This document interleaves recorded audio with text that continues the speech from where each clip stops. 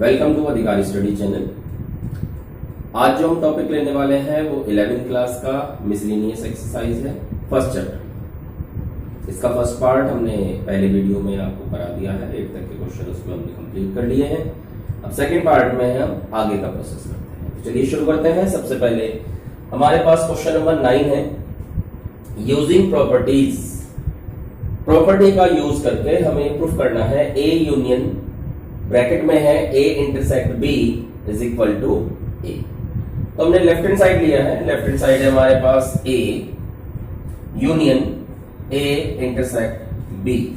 इससे पहले भी इस तरह के क्वेश्चन मैंने आपको करा दिए। इसका जो प्रोसेस होता है वो होता है, सबसे पहले ए को ए के साथ यूनियन में लेंगे, एक ब्रैकेट में बंद कर देंगे, फिर इंटरसेक्ट का सिंबल आएगा, फिर ए का बी के साथ यूनियन लेते हैं। ठीक है, ध्यान समझिए।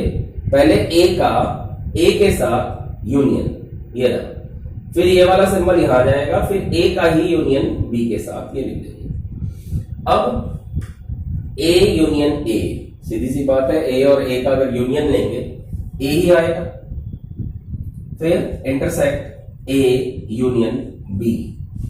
अब ए यूनियन बी जब हम निकालेंगे तो ऑब्वियसली ए के और बी के दोनों के एलिमेंट आएंगे। अगर उसमें से हम ए का इंटरसेक्ट लेने लगे तो सीधी सी बात है कि इसमें से केवल कॉमन हिस्सा ए आ जाएगा। ठीक है, क्योंकि ए जो है सबसेट होता है ए यूनियन बी का। तो बताइए आप, ठीक, ये आ गया हमारे पास राइट आंसर। क्लियर है। नेक्स्ट क्वेश्चन चलते हैं, क्वेश्चन नंबर 10। क्वेश्चन नंबर 10 में उसने कहा है हमें show that A union intersect B is equal to A intersect C. A intersect B is equal to A intersect C need not imply B is equal to C. यानी A intersect B अगर ए intersect सी के बराबर है तो उसे B equal सी होने की जरूरत नहीं है। इस बात को करके दिखाना है। तो ऐसे क्वेश्चन में देखो, इसमें तो यूजिंग प्रॉपर्टीज का कहा था, इसलिए हमने इसमें कोई वैल्यू पुट अप नहीं करी, ना ए का मान, बी का मान, सी का मान, कुछ नहीं माना। इससे पहले क्वेश्चन में हमने मान लिया था, जिससे क्वेश्चन इजी हो जाता है। इसमें कुछ ऐसा फाउंडेशन नहीं है। तो अब मान लिया ए हो गया आपका 1 2, बी हो गया आपका 1 2 3, सी हो गया आपका 2 3, इस तरह का होगा। ठीक है। अब अगर मैं ए और बी का इंटरसेक्ट निकालूं, ए और बी का इंटरसेक्ट निकालूं, तो ए और बी का इंटरसेक्ट क्या आएगा? ए और बी का इंटरसेक्ट क्या आएगा? ए और बी का इंटरसेक्ट मतलब ए और बी में जो कॉमन वाला हिस्सा है वो आ गया आपका 1 2। ठीक है।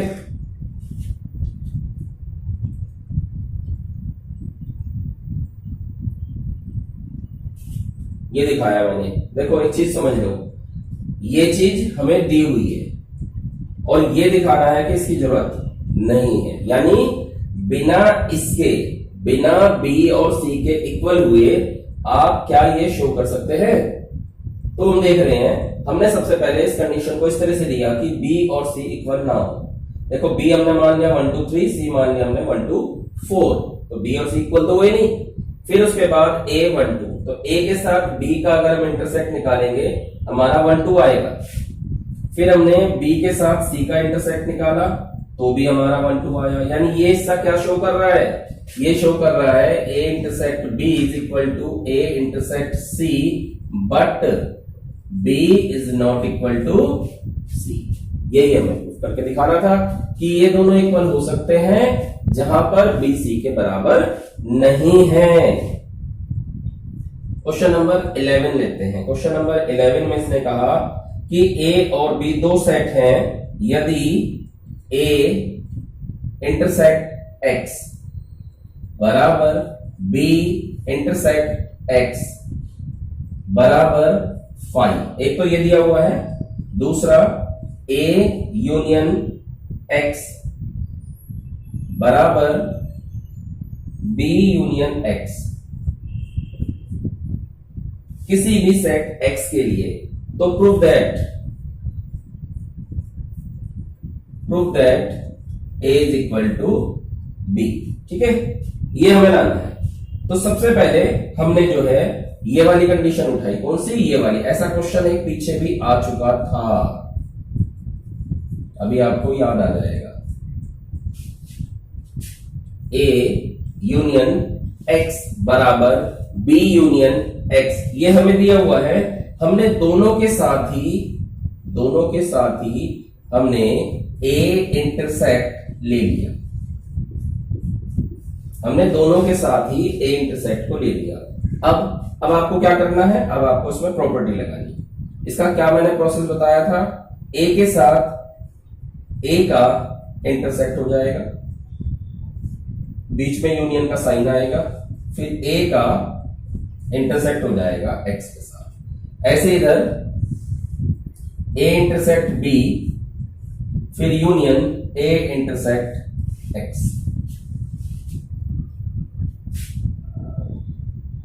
ठीक है, अब कंडीशन देखते हैं। सबसे पहले हमारे पास ए यूनियन ए आ गया हमारे पास, तो ए यूनियन ए आएगा, इधर A union B, A intersect X की वैल्यू क्या है 5, ए इंटरसेक्ट एक्स की वैल्यू क्या है 5। अब ए यूनियन ए इंटरसेक्ट, ये ए आ गया आपका, यूनियन 5, और 5 के साथ यूनियन निकालेंगे तो यही आएगा। यानी कंडीशन क्या आई, कंडीशन हमारी आई A is equal to A intersect B, और ये कब होगा, ये तब होगा जब ए बी का सबसे दोबारा हमारे पास दिया हुआ है A intersect X is equal to B intersect X is equal to 5, A union X is equal to B union X दिया हुआ है, और हमें प्रूफ करना है A is equal to B के। सबसे पहले हमने ये वाली कंडीशन ले ली कि A union X is equal to A union B union X, दोनों के साथ हमने ये ए इंटरसेक्ट लिया है, दोनों के साथ, दोनों तरफ, यानी लेफ्ट हैंड साइड और राइट हैंड साइड में दोनों तरफ हमने इसका ए इंटरसेक्ट के साथ दे लिया।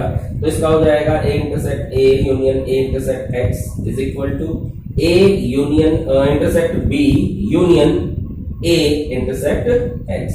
अब देखो ए के साथ ए का अगर इंटरसेक्ट लेंगे तो कॉमन सी बात है ए ही आएगा, union A intersect X is equal to A union B, और इसकी वैल्यू जो है हमें 5 दी हुई है, तो हमने 5 रख लिया। फिर ए इंटरसेक्ट बी का 5 के साथ अगर यूनियन निकालेंगे तो यही आएगा हमारे पास, क्या आएगा ए इंटरसेक्ट बी, और ए के साथ अगर ए इंटरसेक्ट एक्स का हम यूनियन निकालेंगे तो सीधी सी बात है ए ही आएगा। और इसका क्या मतलब हुआ, इसका मतलब हुआ कि ये तभी हो सकता है जब ए बी का सबसेट। अब ऐसे ही दोबारा अगेन अब की बार हमने यही वाला प्रोसेस दोबारा ले लिया, A union X is equal to B union X, और जो काम हमने यहाँ पे ए के साथ करा था वही काम हमें बी के साथ करना है, यानी कि B intersect A union X is equal to B intersect B union X. वैसे ही ये हो जाएगा B intersect A union B intersect X is equal to, यहां B intersect B union B intersect X. ठीक है जी। अब सबसे पहले ये तो हमारा ऐसे ही रहने दो, बी इंटरसेक्ट एक्स की वैल्यू क्या है 5 रखिए। यहां पे बी और बी के साथ इंटरसेक्ट लेंगे तो बी आएगा, ये हो गया B intersect A is equal to, ये आपका बी ही बन गया। और ये कब हो सकता है, जब बी जो है सबसेट है ए का। इससे पहले याद कीजिए, मैंने पहले क्वेश्चन में आपको बताया था कि कहीं ए सबसेट है बी का और बी सबसेट है ए का, तो इसका क्या मतलब हुआ, इसका मतलब हुआ कि from first and second A is equal to B, और ये हमें प्रूफ करना था। नोट करेंगे। नंबर 12, 12वें क्वेश्चन में क्या कहा, उसने कहा है हमें ऐसे समुच्चय ए बी सी को ज्ञात कीजिए ताकि A intersect B, B intersect C और ए इंटरसेक्ट सी एरिक समुच्चय हो और A intersect B intersect C बराबर हो 5। तो हमने मान लिया let A is equal to 1 2, B is equal to 2 3 और क्या मानना है आपको, और मानना है आपको सी। तो सी भी इसी से रिलेटेड मान लिया हमने 1 ए 1 2 बी 2 3 सी 1 3 मान लिया। अब देखो उसने क्या कहा, उसने कहा कि A intersect B, A intersect B यानी ए और बी का अगर हम इंटरसेक्ट निकालेंगे तो क्या आया हमारे पास, भाई कॉमन क्या आएगा इनमें, 2 आएगा। बी इंटरसेक्ट सी निकालेंगे, इन दोनों में कॉमन क्या आएगा, 3 आएगा। और ए इंटरसेक्ट सी निकालेंगे तो क्या आएगा, ए इंटरसेक्ट सी निकालेंगे तो क्या आएगा, 1 आएगा। यानी तीनों एरिक्त नहीं आए, यही कहा था उसने कहा था ए बी सी ऐसे मानेंगे आप कि A intersect B, B intersect C और ए इंटरसेक्ट सी एरिक्त समुच्चय हो, यानी इसमें कोई ना कोई एलिमेंट आएगा ही। और A intersect B intersect C 5 होना चाहिए। चेक करते हैं, पहले ए इंटरसेक्ट बी देखा हमने 2 आया, और इसके साथ अगर सी का इंटरसेक्ट निकालेंगे तो आप देखिए इनमें कोई भी कॉमन नहीं है तो ये 5 आ गया। यही हमें प्रूफ करना था। ठीक है जी। इसके बाद 13 क्वेश्चन पे आते हैं। 13 क्वेश्चन में वो कह रहा है किसी विद्यालय में 600 विद्यार्थियों का सर्वेक्षण किया गया तो कुल विद्यार्थी बराबर है 600। ठीक है। इसके बाद 150 विद्यार्थी चाय 150। ठीक। फिर उसके बाद 225 विद्यार्थी कॉफी, 225 विद्यार्थी कॉफी तथा 100 विद्यार्थी चाय और कॉफी दोनों पीते हैं। टी इंटरसेक्ट सी बराबर कितने पीते हैं, 100।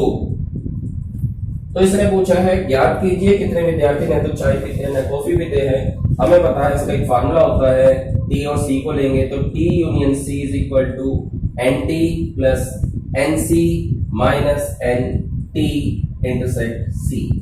तो वैल्यू रखते हैं, एन टी दे रखा इसने हमें 150, एन सी दे रखा 225 और ये दे रखा इसने 100, यानी कि 50 और 275 275 आ जाए। टोटल स्टूडेंट कितने थे, 600। चाय कॉफी में से कुछ ना कुछ पीते हैं कितने, 275।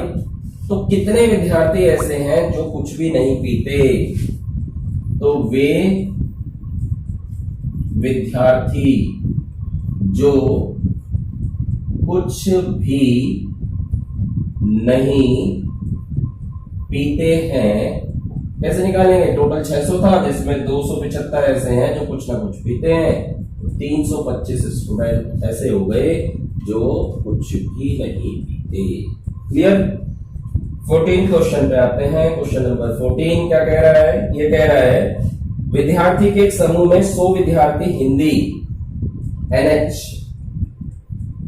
100, 50 विद्यार्थी अंग्रेजी NE 50, 25 विद्यार्थी दोनों भाषाओं को जानते हैं H इंटरसेक्ट E बराबर 25।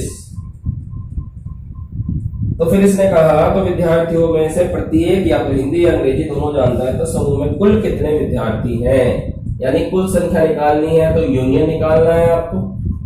फार्मूला आप यूज करेंगे H, ये हो जाएगा NH plus NE minus NE intersect H।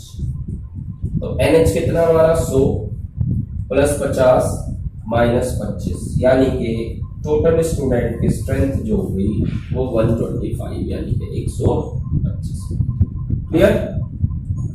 Notice इसका कहना है 60 लोगों का सर्वेक्षण किया गया, उसमें 25 लोग समाचार पत्र H पढ़ते हैं, 26 लोग D पढ़ते हैं, 26 लोग I पढ़ते हैं, 9 लोग H और I पढ़ते हैं, 11 लोग H और T पढ़ते हैं, 8 लोग टी और आई पढ़ते हैं और 3 लोग तीनों समाचार पत्र पढ़ते हैं। जब इस तरह का क्वेश्चन आ जाए जिसमें दो से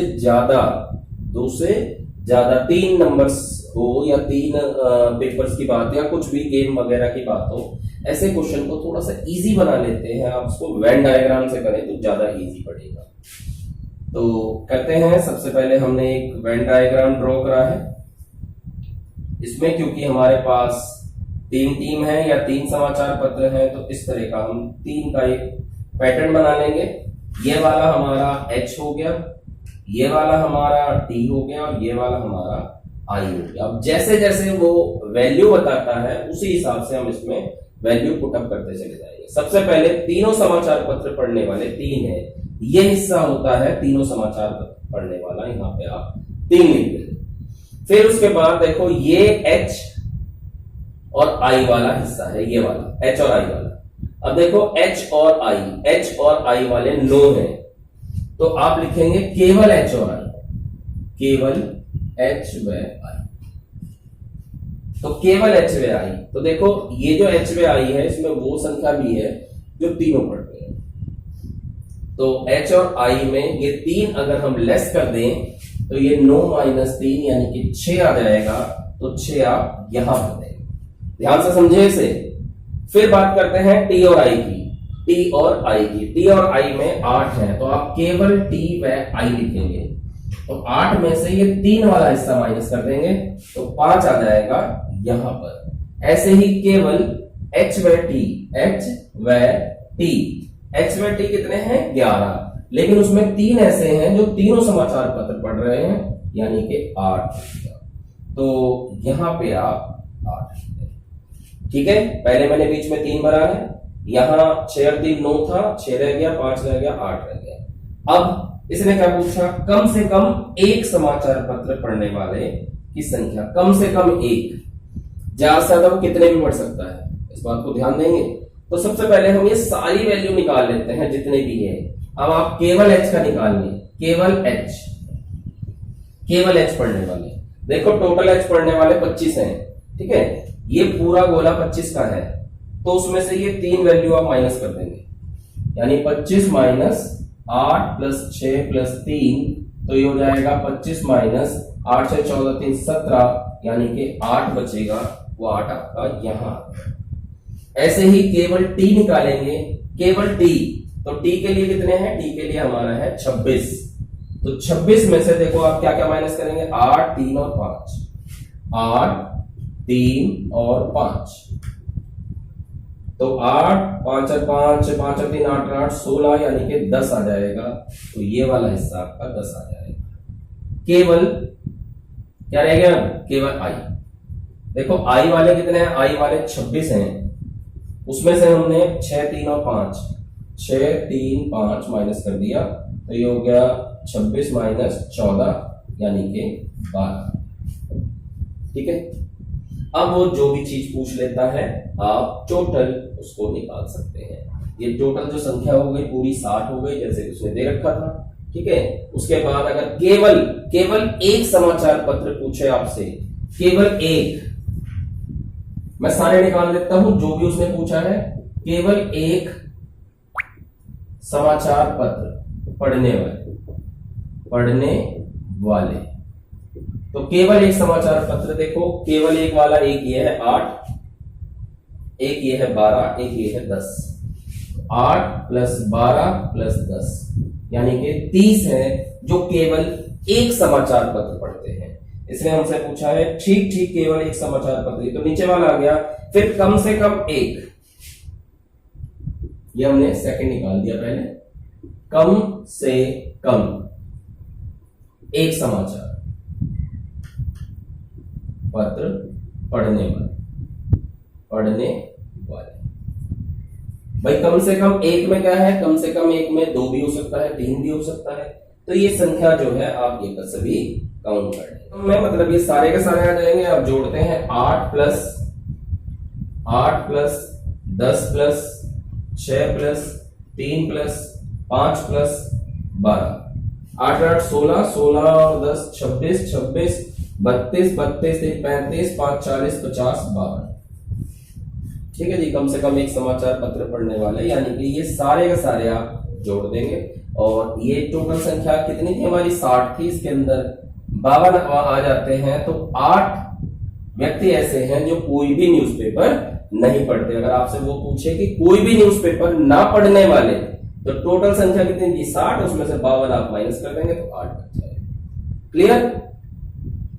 आई होप एक्सरसाइज समझ में आ गई, मिसलेनियस आपकी कंप्लीट हो गई। ठीक है जी, लाइक कर देंगे। Thank you.